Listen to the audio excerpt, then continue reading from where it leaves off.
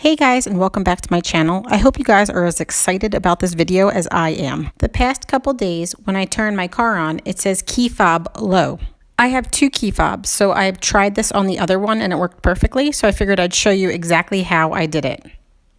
First, I took the glove compartment key out by pushing that little silver button, taking it out of the slot. Right next to that, you'll see a little groove, so you're going to stick the key in and twist. It might not pop open right away. I learned that from the first one that I did, but keep at it and it'll pop open. Okay, now you're going to take the key and you're just going to push the battery out. Believe it or not, I got the batteries from the Dollar Tree and it came in a 2-pack. If you don't feel comfortable doing that, you can always get them at a different store.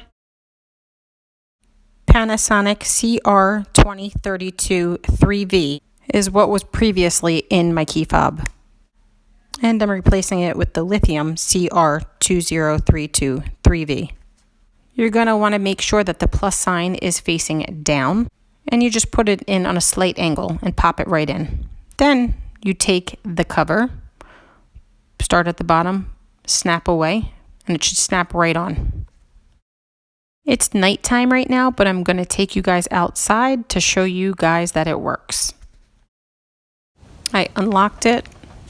Then I'm locking it, and then also when I go up to the door I can just pull it open and it unlocks too because it has that sensor. It didn't throw anything off. I'm going to start it up right now, and voila, there it goes. If I can do it, you guys can do it. It's a nice way to save a few bucks, and I hope you liked my video. Like and subscribe.